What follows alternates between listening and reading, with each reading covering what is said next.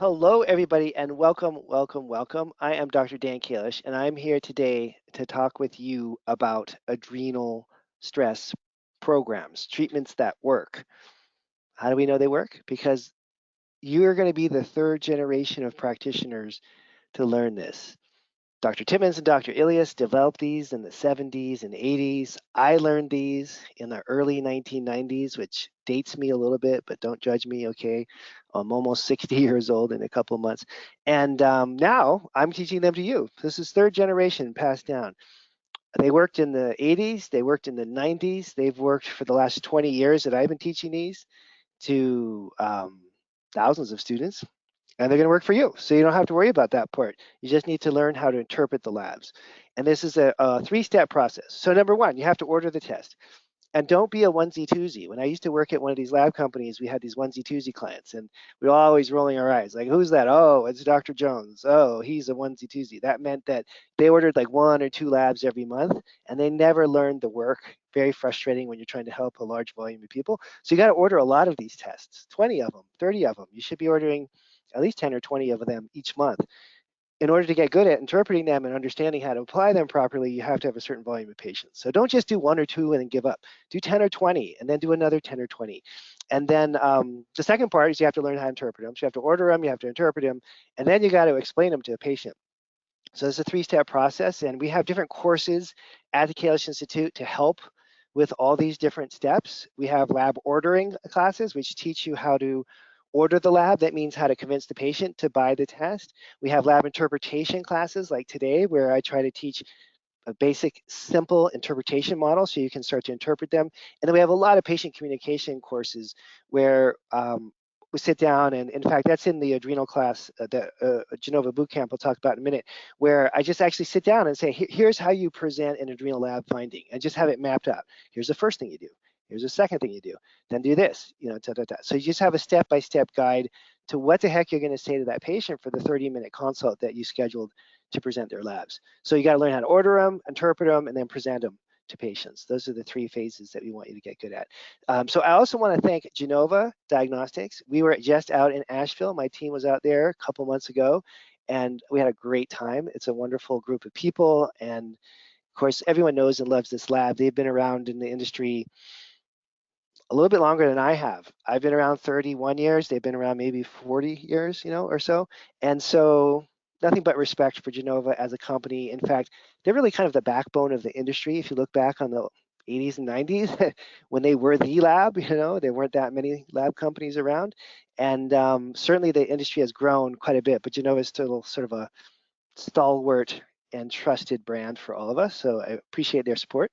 I'm gonna talk just briefly about myself and my background. And then we're going to get into some slides, but I promise not too many. And then we're going to look at some actual lab reports that I've pulled up and designed programs. So my goal here is to give you just enough background information from the slides, so when we get to the lab interpretation part, you have some grounding and make some sense. I may very well skip over slides, and that's intentional because we may be short on time and I want to get to the interpretation part. So don't get nervous if I skip a slide. That's sort of like, I don't think we have time for this one, all right? So who am I? I'm Dan Kalish. I founded the Kalish Institute in 2006. We've trained over 7,000 doctors now, and that's an accomplishment of sorts, and I've had the goal since the very beginning of wanting to empower practitioners to understand how to order and interpret labs so they can have super successful practices. And that's also going to include things like the ability to work with patients on the sort of the softer skills side of things, right? The ability to work with patients in a way that you can explain the work to them and motivate them and inspire them to want to go ahead and do more with you. And I think that that's often not taught, and I think it's a pretty important area because most of the doctors that we work with that sign up for my boot camps and whatnot, they're struggling with how do I really explain this to a patient in a way that motivates that patient to want to do the testing and to want to take the supplements. And there's certain communication skills that, again, third generation, right? They work consistently with people. And you could learn these on your own, but it could take 5 or 6 years, and we can just teach them to you basically in the different courses that we have. I've worked with the Mayo Clinic We did a research study together using the exact same protocols that we're going to talk about today, in fact. And I've worked probably the most important part of my career really was the 10 or 12 years that I worked with Richard Lord. And for those of you that don't know Richard, he's the chief scientist that developed all these tests going back to the 1960s and 70s. And so Richard and I had a very long, decade-long connection where we just worked tirelessly together with him training me in lab interpretation skills and really understanding the background for how these labs were developed, why they were developed, how the science behind this works. I'm IFM certified. I passed the test, woohoo, and I've been in practice for like a long time. So the goals for today are to get a broad picture of how to analyze the adrenal stress profiles, to understand a little bit about supplement program design skills, and to see how you can connect lab results with lifestyle changes. So in the work that I teach, if you guys have done any of the other courses I do, we talk a lot about systems, about body systems. And there's a neuroendocrine, GI, and then detoxification system that we're working with. And this whole idea of systems is not unique to me or unique to functional medicine at all. And one of the systems that's really important is this system that connects the adrenals or the HPA axis and the gut microbiota or microbiome, whichever term you want to use. And here's a nice research article about this. And I picked this one, it's from Frontiers in Endocrinology from last year, but because I love this diagram, this is one of those diagrams where you clearly, this is from these researchers, right? So clearly somebody sat down for like 6 months to try to make this diagram. And the goal was to put everything on one page, and they made it so that you really can't really tell what's going on at all. But I thought I would just show this because at least I can use my pointer and talk about things. So what we're talking about today is the brain regulating the HPA axis.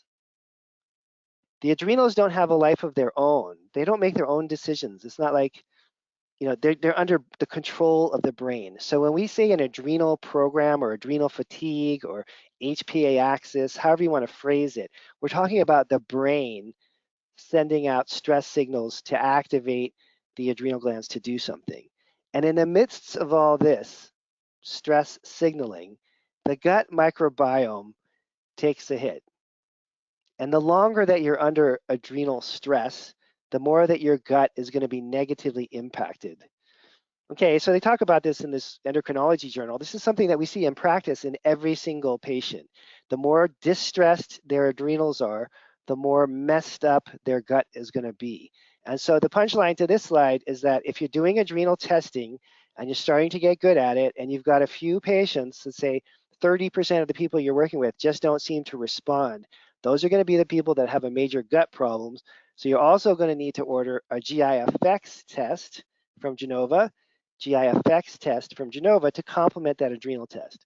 And in fact, in the mentorship program that I teach, every case that we review in mentorship, the advanced doctors do an adrenal and a GI and a metabolomics test on every patient, those three. That's the basic workup. So we're teaching these one at a time, but I just want you to get the bigger picture that there's a connection between these systems. And if you just approach functional medicine from a perspective of, oh, I'm just going to do an adrenal test and then hope things work out, it's not going to go very well. Body systems. So body system 1, hormones, mitochondria, brain, I call that neuroendocrine.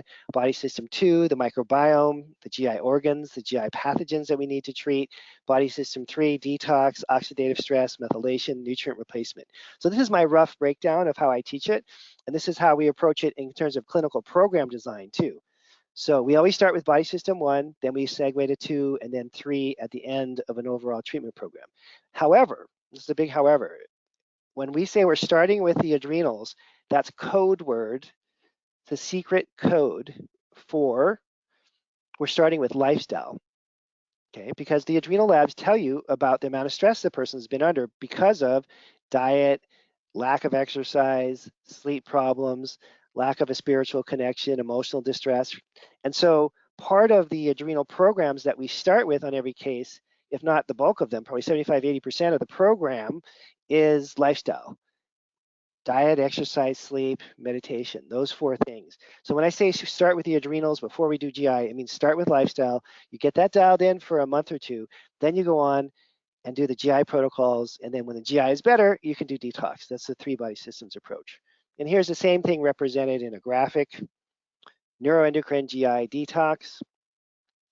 Systems medicine is becoming a thing. You can get a master's degree at Georgetown. I wish I had the time to do this because I would totally take this class. And then I like the way that they put it in here. The last sentence here, well, this is a new type of physician. It's like, well, I don't know. We've been doing it in functional medicine since the 60s. But anyways, a new type of physician, a new type of biomedical scientist, one with a grasp of modern computational sciences and omic technologies. And this is exactly what a metabolomics and or you could a Nutrival test is, and what we're doing with the microbiome, right? It's genomics, proteomics, metabolomics, microbiomomics, if you want to make up a term there. Okay, this is exactly what we're doing, and it's becoming like a thing in regular medicine. In fact, and thank goodness for that. Doctors are starting to see that there's a whole person here and a whole system. In Chinese medicine, they've been doing this for, depending on who you talk to, somewhere between at least 5,000 or 10,000 years. They've had these systems in Chinese medicine. So those of you that are acupuncturists are probably on your phones right now, checking your email, because systems is like inherent in Chinese medicine. You guys learned this in acupuncture college, but for a lot of us, it's a new thing. In functional medicine, IFM designed the functional medicine matrix. These are the body systems that are used by a lot of the systems medicine, conventional physicians, but the point is that we have to look at these integrated systems together. So the 3 essential labs, adrenals we're talking about today, but also GI and organic acids. You want to do those. And at Genova, the GI test is called GI effects, and the organic acids is referred to as metabolomics, or if you want to make your life complicated, you can do a Nutrival. The complication is with the Nutrival, you have to do a blood draw. So metabolomics for organic acids from Genova, or a Nutrival if you want the more complex test, okay? So we want to do these workups, right? These 3 body systems, and that's what we're going to get into today. One final thought before we get into the whole HPA axis thing, which is that there's an order of importance for cell functioning and survival, and then there's an order of importance in which we have to address things through treatment, and they're not the same. So, like for example, if you're going to have like a debate about the most important body processes in functional medicine, they'd be on the left-hand side there in the order in which they're the most important. And adrenals are at the bottom. You can be stressed out and really live for a really long time, I mean, a lot of people do, but if your glutathione levels really tank, you're not going to be on this planet for that much longer because your cells are going to start to die, and then the tissues and organs are going to fail. Same with methylation. So we don't treat things in the order of importance necessarily. We treat things in the order in which treatments go well, with lifestyle, then adrenals, ... I just wanted to point that out because just because I say start with adrenals doesn't mean they're the most important thing. It's that we're starting with lifestyle when we design a good quality functional medicine program, all right? Now, there's a process to all this, which we're going to follow, okay? And it's a little complicated, but not too bad. And today, hopefully, I'll try to get that out, okay? Let's see here.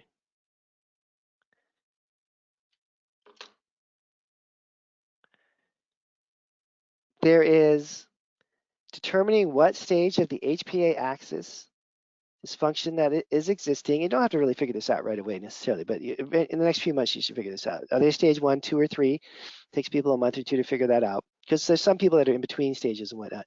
You want to know how to design a 6-month treatment protocol, okay? And then you want to figure out what stages of GI dysfunction are present. If you go on and do GI testing, then GI treatments, and then you want to eventually combine the adrenals and the GI protocols together and then start to retest people. So very often people will pair together an adrenal and a GI program. In fact, we have a class coming up on this specifically. It's one of our level 2 courses in April, I think, which is about how to integrate adrenal and GI programs together. So if somebody that may be more advanced, you may want to sign up for that level 2 boot camp to learn how to integrate these programs together. If you're more just starting with this, then the adrenal class that's part of this special offer would be more appropriate, okay? And then there's another big picture concept, and I guess there's 2 big picture concepts I would try to get across today. One of them is that we're restoring the HPA axis, that's the goal, and that is restoring the connections between the brain and the adrenal glands. So when someone is stressed for long enough, that constant signal to make more cortisol starts to not provide normal feedback. And so your body doesn't turn it off. You just stay stuck in this sort of hyper-excited, hyper-stressed state. Even when you're sleeping, even when you're not particularly stressed, you just stay stuck in a feedback loop system that's sort of broken. And what we're trying to do here with these protocols is reset that feedback loop, okay, so that the body can start to function normally again. There's a study that we did with Sue Cutshall and Larry Bergstrom at Mayo Clinic I mentioned earlier. We can send, you can just Google this and probably it'll pop up, but we have the PDFs too. And in this study, we looked at 25 women who were in a high stress situation. We did adrenal and GI testing on them, and then showed that over the 6-month program, not all, but most of them got better. You know, the results were pretty positive. So this stuff actually works. You know, I think it's more important that we've proven this in our practices for the last 40 or 50 years, but you know, you could prove it on a scientific research study too if you really need to. This is a list of the supplements that you should know how to use easily. So if I say products I use for the adrenals, you should say DHEA, pregnenolone, ashwagandha, rhodiola, ginseng, phosphorine for high cortisol, licorice root for low cortisol only, adrenal glandulars sometimes, but not for vegans, vitamin C for sure, and then B vitamins, especially B5, and then the minerals like magnesium, and you got to do blood sugar support, okay? So the lab testing will tell you which of these products and in what dosages and how to arrange the program, but this is the menu from which you're picking, okay? So for each case, you're not going to use all of these, but for each case, you're going to pick anywhere from, let's say, 3 to 5 of these, depending on what the lab results show. If you have high cortisol, you use phosphorine. If you have low cortisols, you don't. If you have low cortisols, you use licorice root. You wouldn't want to give someone a lot of phosphorine if their cortisols are already low, because it drives cortisol low. You kind of get the idea there, right? So each one of these has its place in a program, and eventually you can learn how to use each of these products in different ways for different patients based on the labs. But this is a pretty comprehensive list of what you end up using overall. And here's an example of every one of those products all together. This is not a program you would ever design, because but this is just to show you, you know, dosage ranges and how these things can work. So again, in a typical program, you'd probably use 3 to 5 of these products, depending on what the labs say, okay? But not all these. But that's a comprehensive picture. It's just a list of all of them in one place. So then, when we say that there's a lot of stress, the concern is that the patient is in a catabolic, not anabolic state, and meaning that they're breaking tissues down, and they're stuck in this overly catabolic state, so by definition, they don't have enough time to heal. There's an analog or parallel of this with mitochondria that many of you probably know already, called the cell danger response. If you haven't heard about the cell danger response, you should definitely look that up later. Just Google it. Not right now, just give me a few minutes to finish the talk. But after the talk's over, Google cell danger response, Dr. Robert Navio, and he very eloquently has laid out through his research lab at UC San Diego, sorry, how mitochondria get into this loop where they can't repair. And we're saying the exact same thing. In this case, it's a feedback loop with the brain communicating with the HPA axis, with the adrenal glands themselves through the HPA axis. In Navio's work, it's within the mitochondria itself, but the same basic concept. And then what would cause this to happen would be emotional, spiritual, dietary, inflammatory stresses, all these types of things.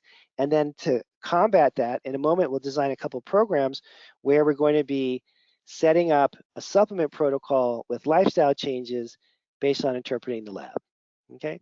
And the key here with the adrenal programs, as I've said already, is the lifestyle change. So you want to use the lab results as a way to motivate the person to make the lifestyle changes. Yeah, and I know I already said this, but this is the hardest thing to really understand. It's not about the adrenal glands themselves. It's about the brain. And what does that mean? It's about your perception of your reality. Your perception of your reality. I was riding my bike like 5 years ago home from work on a dark street that I've ridden on 1,000 times before. and a car came racing by me and almost killed me. It like came so close. I really thought I was going to die. And if that had happened a few years before, I would have been yelling and screaming and chasing the car. I've hit cars with my bicycle lock. I've kicked in doors of cars. Maybe I had some anger problems as a young man or whatever. But when the car almost kills you and you're a cyclist, you just got to hunt him down. There's got to be some payback for it. But that car drove by me. It was as bad, but almost as close as I've ever been to dying on a bike. And I was just like, took a deep breath, shook it off, like my dog shakes it off. I just shook it off. And I was like, I hope that person's okay. And then when I got home, I realized, wow, that's a totally different response. I spent my whole life with a stress response every time someone tries to kill me with a car and a bike. And this time I had a different, right? It's a change in consciousness there. So when we say adrenal stress, it's not only the circumstances that a person finds themselves in, but it's primarily how they're responding. Okay, if you're yelling and screaming at a car, you're in a stress response. If you're just taking a deep breath and shaking it off, like my dog shakes it off when she's a little nervous, then that's a whole different level of stress response. That is not going to lead to adrenal exhaustion. It's the high state of constant stress that our consciousness is perceiving that triggers the problem. So many ways to deal with this, but I just want to focus on the concept that it's a brain problem, and this is where it's happening. It's inside the brain, okay? And here's a nice picture of the HPA axis. So when we look at these labs in a moment, what we're saying here is that in a normal situation, you're under stress, car almost kills you, your body says, okay, game on, adrenal glands, let's make some cortisol, some DHEA, let's make epinephrine, norepinephrine, catecholamines, everything's just surging through your bloodstream. And you feel that, boom, boom, boom. And then you shake it off. You're like, okay, even if you chase after the car and yell at them, okay, it's over. Now I'm home, I'm relaxed, and there's a signal that's then sent, hey, brain, you can turn it off now. We don't need that cortisol anymore. What we're worried about then is not that situation. We're worried about when the stress is chronic and the HPA axis gets engaged, it gets turned on, and the stress just keeps promoting itself. And it becomes this negative, it becomes this positive feedback loop, I guess is what you would call it, but it becomes a negative response. Rather than turning it off, your body just can't turn it off and you're stuck. And you see this on the labs. People who are stuck in this kind of a response have a problem. If you want a great book on this, Tom Gilliam's, I think, has written the best book on this subject. It's thin, it's easy to read. Take a snapshot of that. You can buy that online for 40 bucks. If you really want to know more about the adrenals and you like to read, this is like a must-read book. Okay, and Tom Gilliam's is one of the great researchers in our field, and he runs the Point Institute. His GI book, by the way, is really good too. If you're buying the adrenal book off of Tom, get the GI book from him at the same time. Those two are, you kind of, I have them right behind me on my shelf that's over my shoulder. You kind of have to have them in your office, okay? Or you're gonna look like a moron. These are like essential things, and you got to read them like 2 or 3 times, and then you're good. So, and it's not that much work. This is out of Tom's book here, by the way. And again, we're saying this HPA axis and stress response of the adrenal glands is what we're concerned about, and we're wanting to reset this whole pattern, right? We talked about these things already. Okay, and let's get down to the labs just a little bit. Let's spend like 5 or 10 minutes laying out the schematic for how to interpret the labs, and then we can actually look at a few and interpret them and make it work, all right? So, ready for this? You got the lab test in front of you. You've got 3 things that you want to look at. Now, I'm going to do this first. So here's a Genova test. And there's this thing called active learning. So I've been teaching this mentorship class since 2006. And the way that doctors learn in that class, and it's the same if you do a boot camp with me, if you do the adrenal boot camp, we do the exact same thing. So if you sign up for, here, let me show you. And somebody's got to sign up for this so we can get you guys rolling here. If you sign up for this class here, okay, we have, an online curriculum that you get through, but then in class, you are going to send in your labs and we're going to interpret them in the live calls. And so you're going to see your own labs that you sent in and I'll help you interpret them. And then you're going to see labs from other students. And one of the things that happens is when we get a new lab in with a group like this, let's say it's it's just a pattern that no one in the group has ever seen before, and your brain is confronted with something that's not familiar, then you kind of are thrown into this state of disarray, like, well, I'm not really sure what that means. I need to figure this out. And when you get into that problem solving mode, and then we go through the lab and we do the problem solving in class, even if it's not your test, if it's some other doctor's test, that will stay in your brain for the rest of your career. Whereas if you just read about a certain pattern, I don't know, you probably forget it by that evening. Okay, so case-based learning by presenting problems that people don't know the answer to, really seems to be the key to getting clinicians up to speed. And I know for sure when I get a year with people in my mentorship class and they're reviewing labs like 3 or 4 hours a week for a year, at the end of that year, those people waltz into jobs anywhere from the Cleveland Clinic on down, just ready to go with their lab interpretation skills at like top in the field. And the reason for that is that how many people take the time to just focus and concentrate on 3 or 4 hours a week of reading labs that they don't understand. Then they have to go to my curriculum and look it up and go back and then struggle, right? So at that time of struggle that you spend trying to incorporate this information just gets seared into your brain in much different ways than if you just read a book about this stuff, okay? So I'm starting to appreciate this way of teaching more and more. For clinicians, I don't know if this would work really well if you're, I don't know, trying to do something else educationally or not, but for practitioners in functional medicine, this works extremely well. All right, so you're looking for 3 things. The cortisol awakening response, or CAR, cortisol awakening response, you see that right here? CAR, cortisol awakening response. You're looking for the DHEA level, which is right there, and then you're looking for the cortisol pattern, or rhythm. 3 things: CAR, DHEA, cortisol pattern. Any one of these 3 that is out of range, not doing well, then you know that you have a problem with the HPA axis. So when you first wake up in the morning, you're supposed to have cortisol down here. It's supposed to go up and then right back down. Let's see if I can find a normal CAR. Sometimes we had a negative CAR in class yesterday. It's pretty cool. The doctor that submitted it was like, hey, I have a negative CAR. And everybody's like, no way. Yeah, it was negative 29. Negative 29. It's supposed to be around 50. You can have a negative one. It's kind of cool to see that. Anyways, so what's supposed to happen is your cortisol is supposed to be down here. It's supposed to go up and then drop right back down. That's called waking up in the morning. And the most important treatment for reestablishing the CAR, does anyone know what it is? I'm going to just pose that as a question. What's the most important treatment? Type it into the little chat box if you have a clue. Most important treatment for this. Okay, it's not a product. It's an activity. And I did it this morning. I think I've done this every morning this year with the exception of maybe once.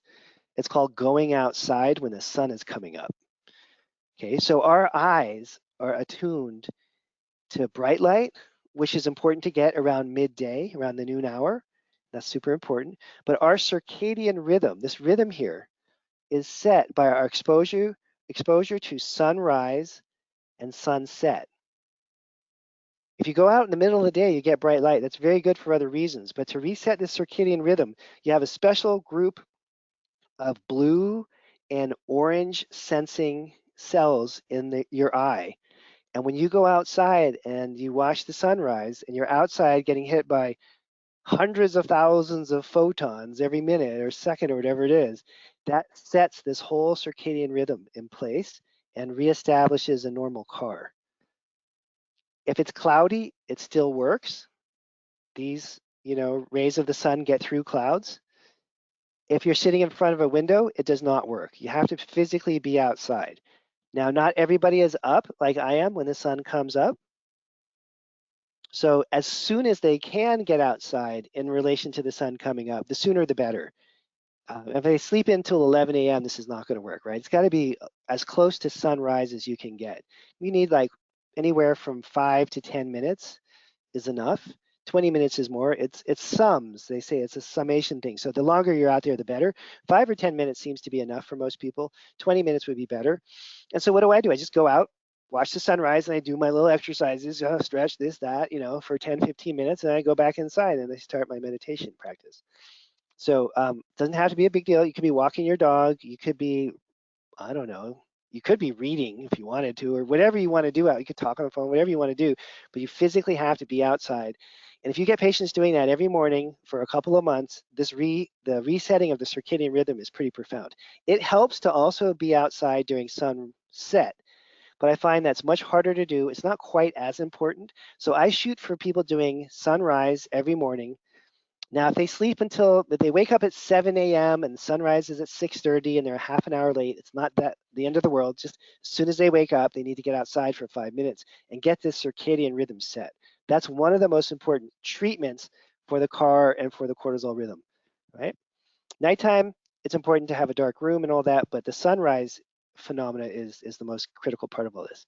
So then we also work on this with supplements. So we use DHEA to help with the low DHEA production. We use pregnenolone to help with the cortisol rhythms. And then there's a variety of different adaptogenic herbs and glandulars that you can use to try to reset the entire system as a whole. Okay, so we're looking for DHEA, the CAR, and the cortisol rhythm, those three things. And we'll come back to this test and do an interpretation of it in a second. But let's go back to our regular thing here. Here.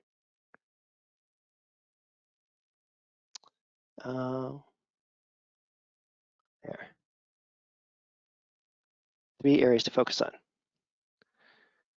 Cortisol awakening response, cortisol daily pattern, DHEA. Here's a normal pattern.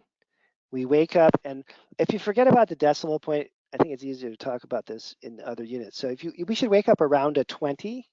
You see that? 0.2. And then by bedtime, we should be down around around a 2.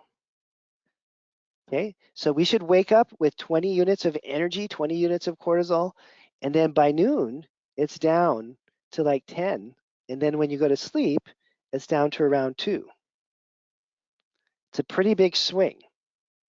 And when you see what happens to people's HPA axis, the further away from this natural rhythm they are, the more dysfunctional their hormone patterns are, and that's going to impact their brain, depression, their immune system, getting colds and flus or all kinds of infections all the time. Oh, what about COVID? Yeah, not a good thing, right? So there's the immune function, there's brain function, there's blood sugar regulation.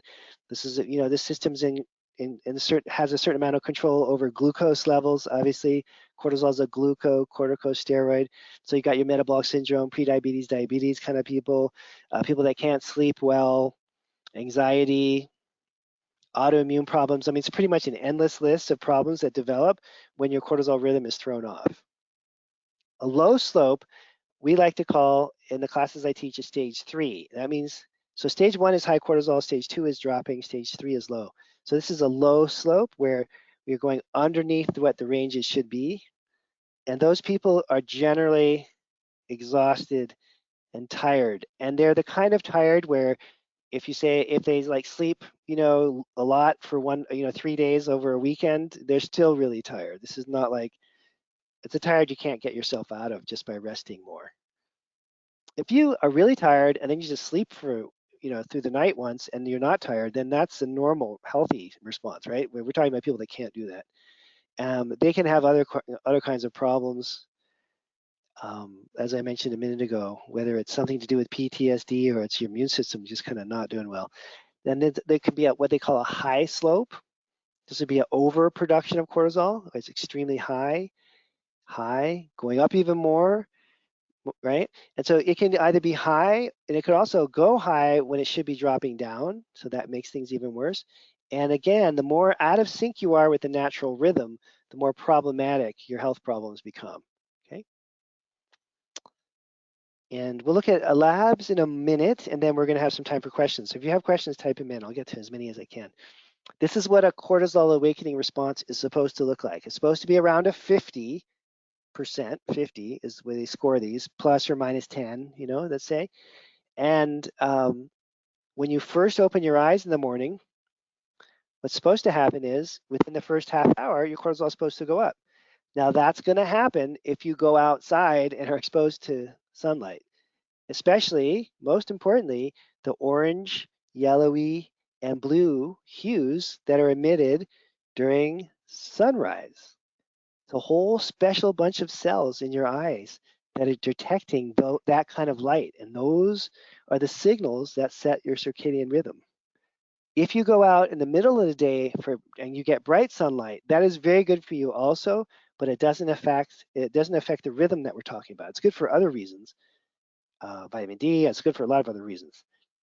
Okay, so this is what a car should look like. And here's a blunted car. So instead of going up to a 50, it's just barely going up. The percent increase is to 16. So not enough of an increase. Oh, you know what I read yesterday? This is in Tom Gilliam's book, is that I have a diagram and I'll show you. I'll show you in a second. Then you can have an accelerated car, okay, as well, right? Exaggerated or accelerated car. All right, so let me show you what I was thinking about with Tom's. It's on this diagram here. Yeah. So there's another thing to think about. We're not going to talk about it today. I just want to point it out is that when you're under stress, you have the adrenal glands making more cortisol. They also are going to be making more catecholamines, norepinephrine and epinephrine. This happens at the same time. Catecholamines are also made in your brain. So we think of catecholamines as neurotransmitters, at least I do usually, but they're also made in the adrenal glands.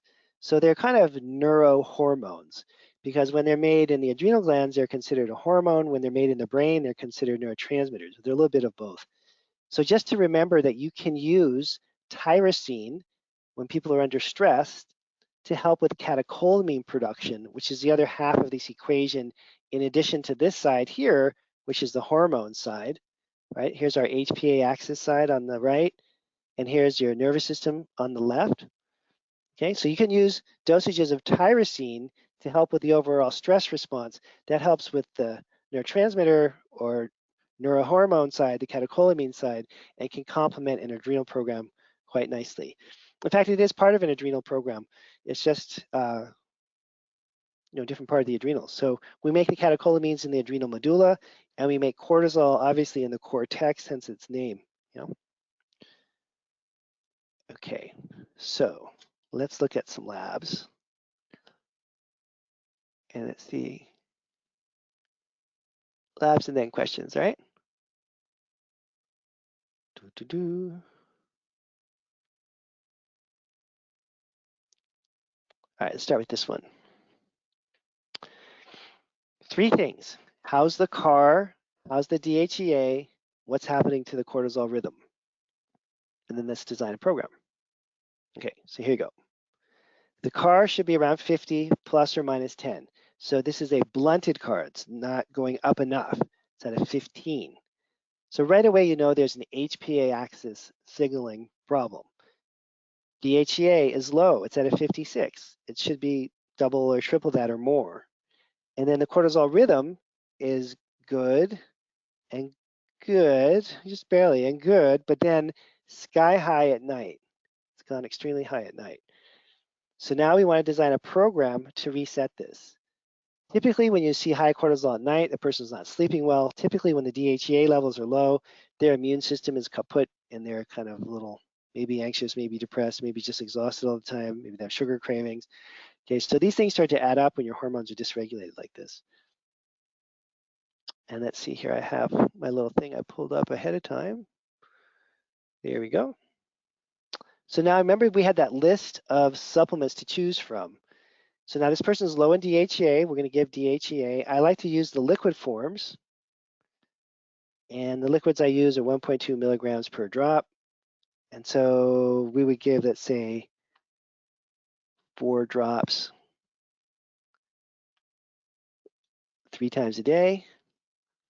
Then pregnenolone, that's the secret weapon in all of this. Pregnenolone is amazing. And it helps high cortisol states, low cortisol states. It de-stresses people while energizing them. You can't say enough good stuff about it. 10 drops of that. And then there was a high cortisol at night. So you want to use phosphorine once a day only, because the only high cortisol was at night.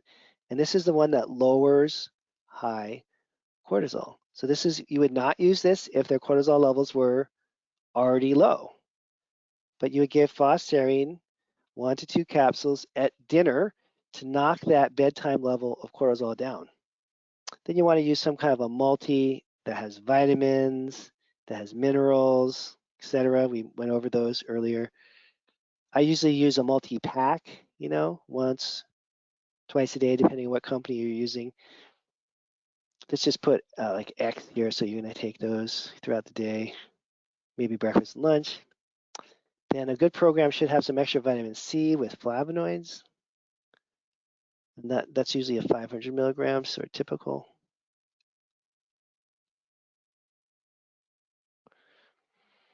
And then there's options, you know, blood sugar regulation, blood sugar support, if the person needs it, but frequently they do. And then you have adaptogens, which I spelled wrong. Thank you, Google, or glandulars. So again, typically you don't do all of these things. You could pick 3 of them, 5 of them, depending on how sick the patient is and what's going on.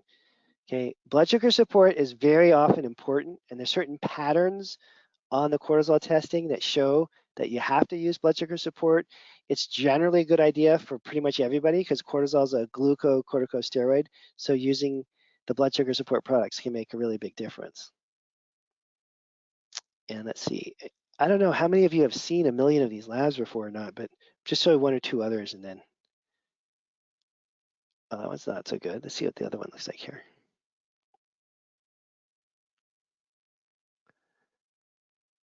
Yeah, this one's good. It's kind of tricky one a little bit. So the car is not bad. It's at 70. You know, we said 50 plus or minus 10. It's really not as bad as you often see. So a little bit of a problem there, but not bad.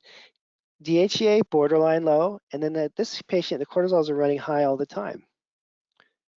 Except for bedtime's almost okay, but basically this would be what we call stage 1 with high cortisols and low DHEA. So now, whenever you see abnormal cortisols at noon and afternoon, that's a key indicator that you want to use blood sugar control, blood sugar support. So then if for this case, this would get to be important. Blood sugar support, you would give that, whatever your favorite products are, you know. They had high cortisol, but not at night. I would just take the foscarine out. That's kind of complicated. I wouldn't use that. And so their program could look something like this, but at a high cortisol state, you want to give less preg. So something like this. So you can vary these dosages depending on high or low cortisol states. You can vary the DHEA dosages based on how bad the DHEA levels are and what's happening with the cortisol. There's some ratios there that you can look at. You can use general products that are supportive, like vitamin C, blood sugar support, a multi-pack, and end up creating these customized programs for everybody once you learn how to interpret these tests. Okay, so if you guys are curious about this, you want to figure it out, join us for our special Genova class. We put a lot of work into this, and Genova put a lot of work into this. It's not like these things just happen. So have you ever had a party at your house and you have like 30 people over and you're like cooking all day? It's kind of like that. We spent a lot of time getting this stuff ready for you guys. And then we're giving you a huge discount. We really want you to take this class because I want to teach you how to do this. And it's not very expensive. Nobody complains about the price on these, okay? So scan that QR code. The secret code for the discount is GDX24, saves you 400 bucks. It's starting in a couple weeks. It's a short class. It's like crammed into a month. Just teach you how to do this and get you out the door, get you on with your life, right? So that's what we want to focus on for you all for your next steps. And if you're more advanced, we have a more advanced class coming up as well. That's on our website, if this one seems too basic for you. Okay, so let's go for questions. So someone's asking, with high DHEA but cortisol really low, who else has seen that? I don't know. Should I cover that? Do we have time? Yeah. All right. This is kind of an advanced concept, but somebody asked, what do you do? I guess the question here is, what do you do if cortisol's really low but DHEA is high. What does that even mean? How could that even happen? Because we just said that the whole thing is based around cortisol is going up and then DHEA is starting to deplete. So here's what's really happening. So stage 1 is high cortisol, stage 2 is it's dropping, stage 3 is it's low. We just made those up. Dr. Timmons and I made those up. And I was there. I could tell you, it was like my son was just born. It was like 1999. It's 11:30 at Dr. Timmons' house, and I'm walking out the door. I say, okay, Bill, I'll see you in the morning. I know we got this 3-day conference coming up, and I was just starting to teach. He would put me on for like an hour after lunch when everyone's falling asleep. That was my time slot. But hey, I took what I could get. And so I'm walking out the door and I said, hey, Bill, we've been teaching these correlation zones for a while now, and none of the doctors really understand it. Could we just have 3 stages of adrenal exhaustion? And he's like, okay. And I said, what would they be? He said, okay, well, how about high cortisol? It's dropping and it's low, and we're done. And we started teaching these 3 stages. But this is what he used to teach, and this is how I learned it, because this is really what's going on. I just turned it sideways by mistake. How did I do that? Yeah, okay. I don't even know how I did that. Well, either you're all going to have to turn your heads, or I'm going to have to do this again. Hang on a second. My Adobe Acrobat is like freaking out on me. Let me try that again. Let's see if I can do that. Every once in a while, I feel like my computer just, yeah, there we go. It has it out for me in some way. I don't know why that is. Okay, so the way that I learned this, and the way it was taught in the 80s and 90s was with these DHEA correlation zones. So there's 7 of them. Adapted to stress, adapted with DHEA slump, maladapted phase 1, maladapted phase 2, non-adapted, low reserves, high DHEA, and adrenal fatigue. And that's why that one night I told Timmons, nobody's understanding this, Bill. No one can remember what non-adapted low reserves mean. And can we just do 3 stages? So we started teaching 3 stages. That kind of caught on, but it's this oversimplification. So this person's asking, what do you do in high DHEA, low cortisol? Well, it's actually right here. I'm gonna show you. So what happens when you're stressed, cortisol and DHEA both go up. That's a normal stress response. See, that's zone 1, adapted to stress. That's a healthy person who's stressed out. Then DHEA starts to drop. That's this zone 2 correlation zone, adapted with DHEA slump. Then it gets really bad and DHEA is low. Now you got a problem. Then the cortisol starts to drop low, and this is what we call stage 3, low cortisol, low DHEA. What happens after that? DHEA shoots up and goes high. It goes even higher to zone 6, and then it crashes back down again. So if you see low cortisol and high DHEA, they're in a zone 6. And I'm sorry, this was like 30 years ago. What do we call zone 6? I forget. Oh, it's called high DHEA. That's easy. They're either in a 5 or a 6. They're in a non-adapted low reserves or a high DHEA state. Okay. You don't see that kind of lab very often, and the 3 stages I think work better as a patient communication teaching tool, but that's the explanation for that. Let's see here. So can you explain in simple terms what's methylation? No. No, I'm kidding. So methylation is just moving carbons around, and carbons are like the bricks of construction in your body. So if you want to construct, or you want to do something nice with your DNA, with your hormones, with your liver detox capacity, you want to break something down like an estrogen to get out of your body so you don't get breast cancer. If you want to make a neurotransmitter. So in order to do all those things, you have to be able to methylate properly, okay? And if you see a problem on DNA testing with methylation, it doesn't mean that they have a problem with it at all. If they have a problem on a DNA test, then you order a metabolomics from Genova and you look at their methylation. Just because the genes are present doesn't mean that there's a problem. And if you're treating methylation defects based on a DNA test alone, then you're really screwing up. It's the opposite of what you're supposed to do. Yeah, you can't do that. If you are doing that, you should stop. And what you do is you can run a DNA test, and of course everybody does that, but then you have to run a functional test to see if that gene is expressing or not. And you can measure folate, B6, B12, methionine, all that stuff you test for. You don't prescribe until you see that on the test. Let's see. If they can't take licorice root and they have low cortisol, then you can use glandulars. They work really well. A lot of you got the whole sunlight thing right. I am impressed. There's like 10 right answers there. Thank you. No, there's more like 20. Oh, all right. Well, 10 points for those people. What's the most important treatment for adrenals? I would say sleep. Getting people to get good quality sleep. That's really what heals the adrenals more than anything. Yeah, if the person has any kind of tendency towards PCOS type things, you do not want to use DHEA. You can use pregnenolone instead, or or still use pregnenolone.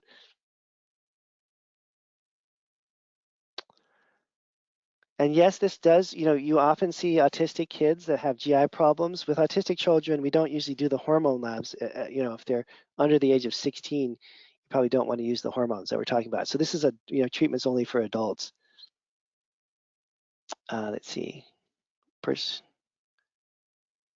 Do SSRIs affect the cortisol? Yes, they do. Yep. And so do other hormones, like thyroid hormones and whatnot.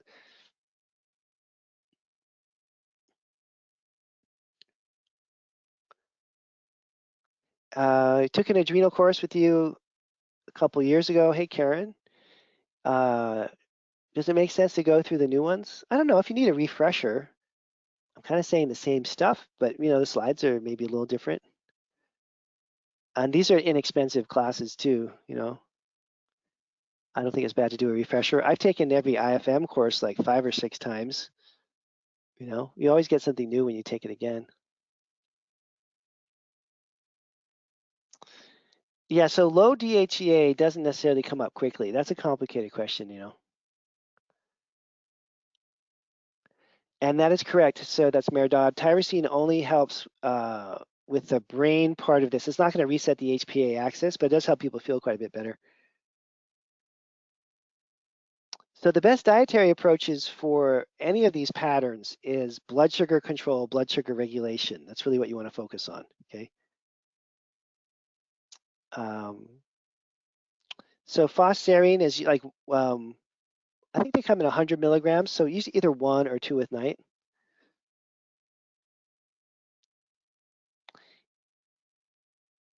And there are, if you have high cortisol and you want to use adaptogenic herbs, every company will have like cortisol calm is one company, catechol calm is another company. So if you have high cortisol states and you want to use some kind of herbal adaptogenic combination formula, just look or talk to your supplement sales rep or whatever. But the ones that I use are like catechol calm or cortisol calm. Those are for lowering high cortisol states. So you don't have to worry about individual herbs. You don't have to become an herbalist to learn how to do this because the companies formulate these for us, okay?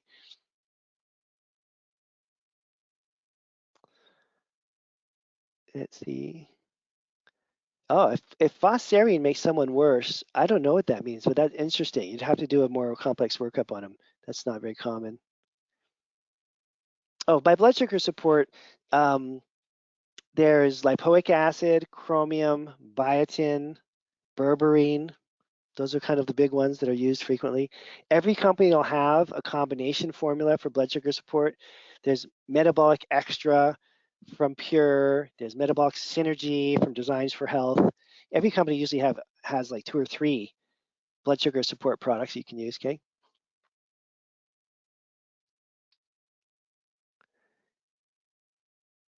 So if you're combining an adrenal and a GI program, usually I would cut out all but the drops of DHEA and preg while you do the GI protocol, so the person's not on too many things.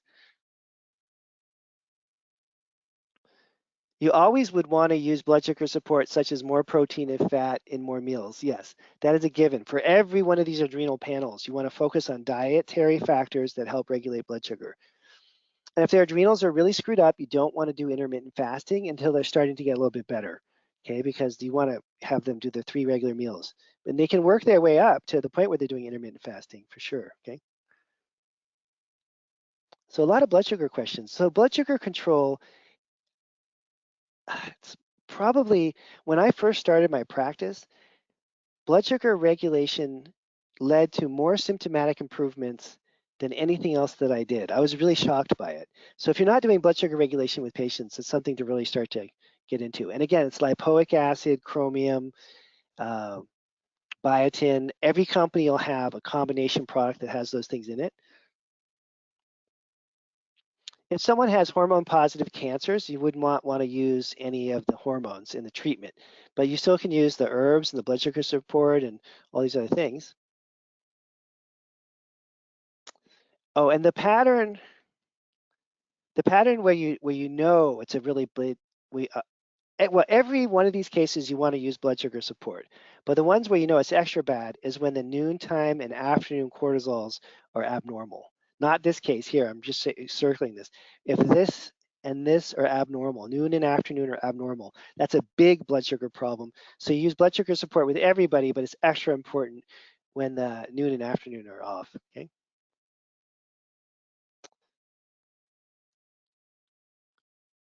Let's see. You don't always have to do these protocols. I'm very much, you can do like lifestyle only for sure, but I'm really into labs. I mean, that if, you know, I like labs and it just pushes people along so much faster. Life is hard enough. I don't know. Could I go grocery shopping on my bicycle? I could, and I have, and I do. And it's like 60 pounds, 80 pounds of stuff I have to carry up the hill. Is that like fun for me? Not really. It used to be, but not anymore. I could. So do I drive? Yeah, I drive. It's just easier. Could you do this all with lifestyle? Yeah, you could, but why torture people when you can get people better in 3 months, 6 months with some supplements, and then get them hooked on the lifestyle as you're doing that? It just speeds things along dramatically to do the labs. And it gives people the encouragement to eat better and start to exercise. It's just getting that person out of a hole that they've dug themselves in, okay? That's kind of what you're doing. Okay, there's too many questions, you guys. I'm sorry I'm not gonna be able to cover them all because we're out of time. Wow, tons of good questions here. I got to as many as I could. Thank you, everybody. Bye for now.